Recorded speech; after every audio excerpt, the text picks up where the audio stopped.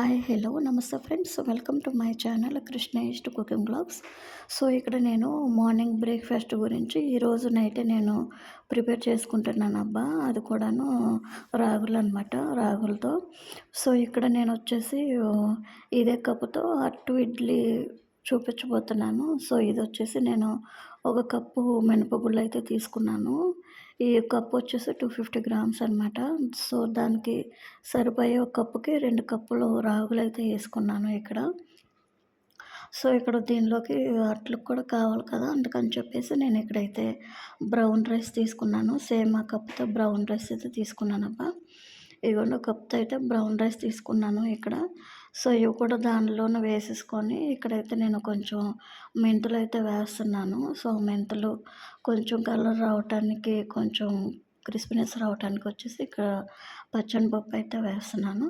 So, ఇవన్నీ ఒకసారి కలుపుకొని ఇక్కడైతే నీళ్ళు సరిపడా నీళ్ళైతే వేసుకుంటున్నాను. వేసుకొని ఈరోజు నైట్ నేను మార్నింగ్ మార్నింగ్ అయితే నానబెట్టుకుంటున్నానబ్బా! సో, 8 అవర్స్ నానాలి కదా! అందుకని చెప్పేసి నేను 8 అవర్స్ నానబెట్టుకున్నాను.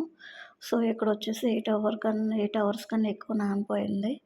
బిగ్ బాస్ చూస్తా కూర్చున్నాను. ఇంక అందుకని చెప్పేసి లేట్ అయిపోయింది. సో, ఇదిగోండి నేను ఇక్కడైతే మళ్ళీ తీసేసి ఇక్కడ నీళ్ళతో శుభ్రంగా వాష్ చేసుకొని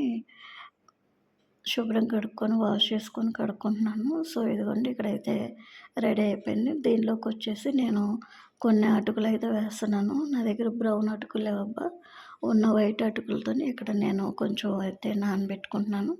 సో, వీటిలిని కూడా ఒకసారి కడుక్కొని నేనిక్కడ పెట్టుకున్నాననమాట.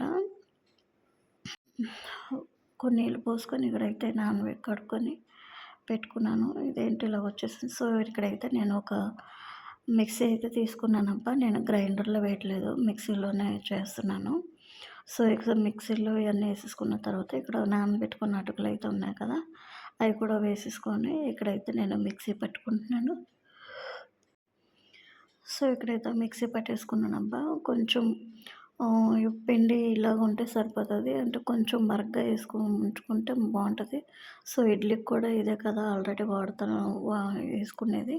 సో, అందుకని చెప్పేసి నేను ఎక్కువ దీనిలో చేసుకుంటున్నాను. సో, ఇదిగోండి పిండయితే రెడీ అయిపోయింది.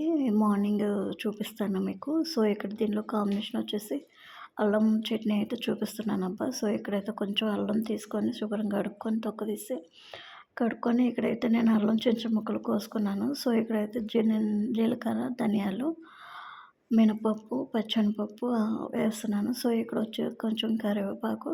సో, ఇక్కడైతే పాన్ మీద కళాయి పెట్టేసుకున్నాను. కళాయి పెట్టుకొని కొంచెం ఆయిల్ అయితే వేసుకున్నాను.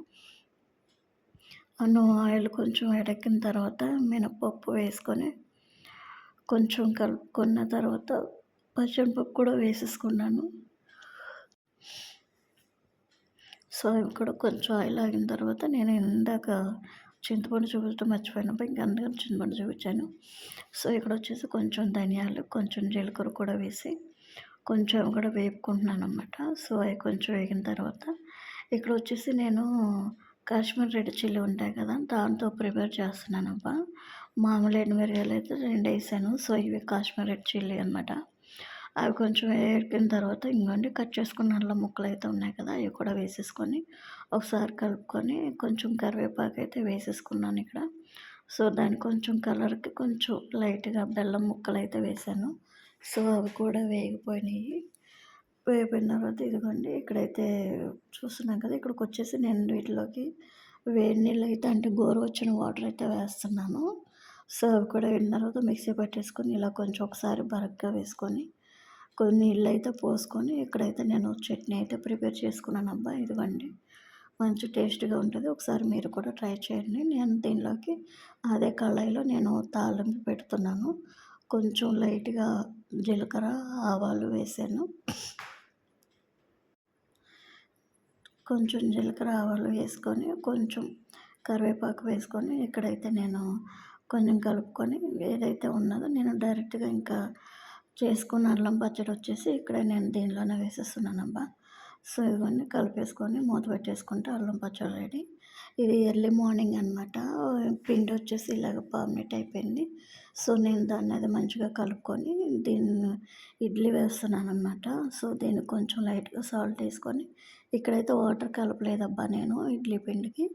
సో, ఇక్కడ ఇడ్లీ పెట్టుకొని ఇడ్లీ రెడీ చేసుకున్నాను. ఇప్పుడు మనకు అట్లకు కూడా అదే పిండి కావాలి కదా! అందుకని చెప్పేసి కొంచెం వాటర్ అయితే నేను వేసుకొని కలుపుకున్నాను.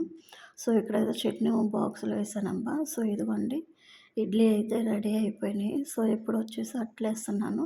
సో, కొంచెం ఆయిల్ ఏసుకొని నేను ఇలాగ టిష్యూ పేపర్‌తో తుడిసి ఇదిగోండి అట్లు వేస్తున్నాను. అందుకని ఒక చేత్తో తీయటం వల్ల షూ షూట్ చేయటం వల్ల ఇలాగ అయిపోతుందబ్బా. సో, ఏమనుకోకండి. సో, ఇదిగోండి ఇక్కడైతే ఇడ్లీ రెడీ అయిపోయింది. రాగి ఇడ్లీ అట్టు ఇదిగోండి ఇడ్లీ కూడా చాలా స్మూత్‌గా ఉంది. నేను తింటున్నాననమాట. సో, ఒకసారి మీరు కూడా ట్రై చేయండబ్బా. నచ్చితే గనుక లైక్ చేయండి, షేర్ చేయండి. సబ్స్క్రైబ్ చేయటం మర్చిపోకండి. ఓకేనా ఫ్రెండ్స్. Thank you.